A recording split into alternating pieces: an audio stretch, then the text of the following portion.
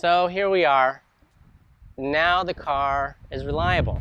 I drive the car almost every day. I take it to the grocery store. I take it for drives after work. I take it to runs to the beach. I've been to the beach every day this week. It runs good. It's fun. The stickers get people excited, so it gets a lot of extra attention. So here's the problem. The plan was to sell the car. Right? I keep trying to say that. The plan was to buy the car, fix it up, enjoy it for a year, sell it. Well, that year has come and passed. And I originally was telling myself I'm not going to sell the car because of COVID. I have no idea what the car is really worth. Kelley Blue Book says because of the mileage on the car is only worth $16,000. I'll tell you the cheapest Porsche 911 2005 that's for sale in my area is $45,000. It's not even an S. Now, mind you, I have more mileage. There's that one's got 80,000 miles, not 130. So there's a big difference there. Now, here's the thing. If I keep the car, I want to buy a big-ass GT wing for it. And I fix all the other little things. So the brakes are going to need to be due. Brakes are due very soon, probably in the next 2,000 or 3,000 miles, I would imagine. I have no idea. I'm going to drive it till the light turns on because that's just me. I'm cheap.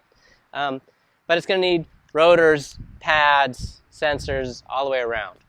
And I still never bought the motor mount, which I keep mumbling about in every video.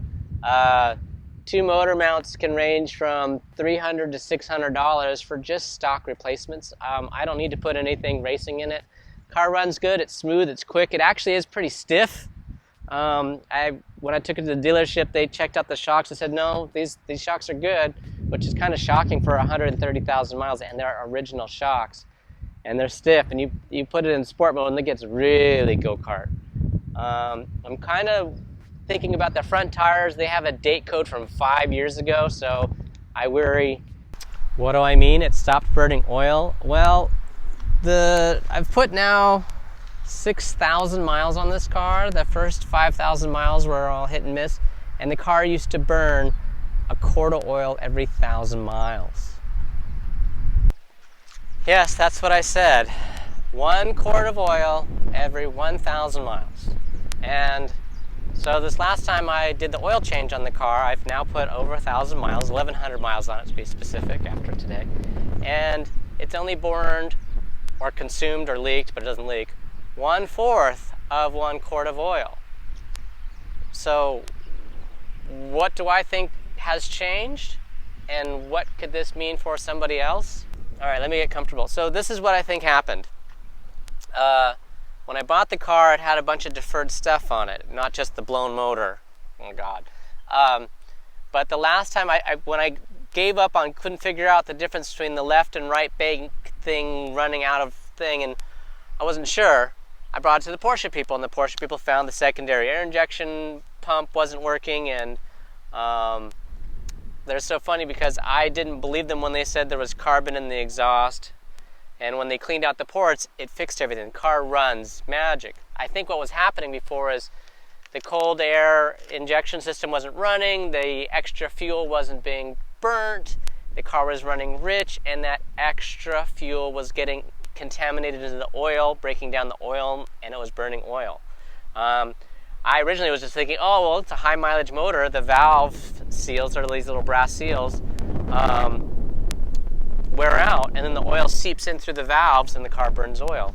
But I think what was happening before was it was running rich, and that was causing the oil to break down, and it was burning the oil that way.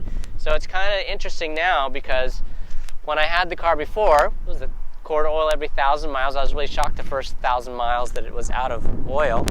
And but here's the dilemma, okay? Here's the update dilemma. I've now put 6,000 miles on the car. The car has gone 2,000 miles worry-free, no problems. I hope me changing views doesn't bother you. It's Hawaii, so, hang loose, enjoy. I'm a little different, if you didn't know. So, 2,000 miles worry-free. I had originally planned if I could get the car to run good, not have any issues, I would sell it because then I wouldn't feel bad about whoever bought it after me. And I'm at the point now of how much money I put into it, I get all that money out and sell it. But here's the dilemma. I like the car a lot, so I don't know what I'm going to do. I originally bought this as a project to fix up, keep for a year. I already have the white car. The white car is mint. It's perfect. It runs fast. It's actually way faster than this. But I've kind of fallen in love with this car. Yeah, it runs good. It needs some other maintenance items. You know, I never did the brakes, never did the motor mounts. Tried to order the motor mounts. They didn't come in. No one's got them in stock for a price that I want to pay. Okay, so recap. Let's see. 2,000 miles worry-free. The other 4 out of the 6,000 miles, every now and then something stupid would break. The check engine light would come on. Actually, something stupid would break. The car would leak. So the car had a blown motor. So the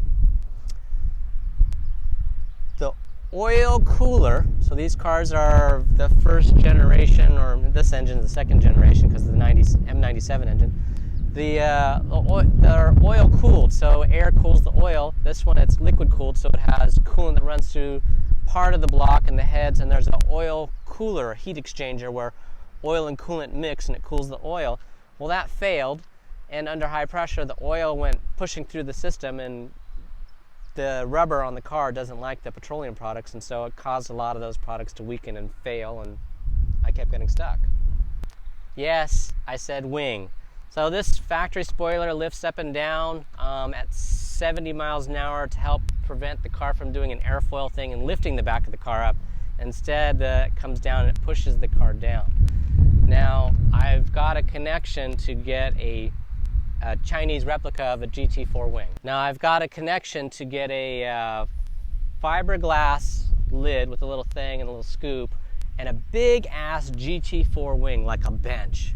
The GT3 wing is a little smaller. They make some other wings, but the GT4 wing is the lowest price for me in Hawaii because it's in the smallest box and it costs the least to ship. And if I do that, I'm probably going to keep the car because then it's going to look more like a race car. And maybe I'll redo the stickers. Maybe I'll get some aftermarket wheels, but I like these wheels.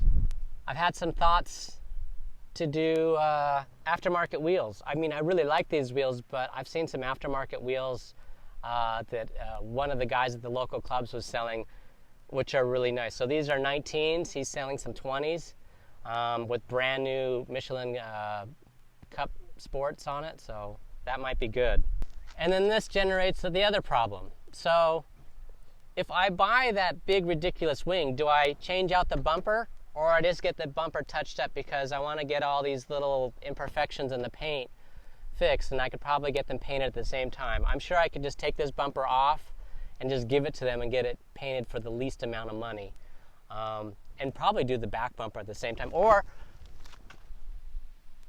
buy a different bumper. I don't know. It makes me wonder.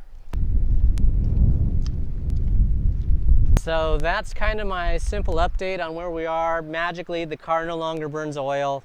I'm thinking of keeping it, or at least keeping it longer. Buying a big ass wing and debating on the paint, and I need to do more stuff on it. So ultimately, do I spend $5 grand and make it the car that I really want, or do I just sell it now and break even on all the stuff? I don't know. Comment. What do you want to see me do? Sell it, get a different car? Because you know I'm thinking about a damn Italian car, which I shouldn't do, or an electric car. Or just fix this car up more. She runs good. Of course, you always got to put your seatbelt on.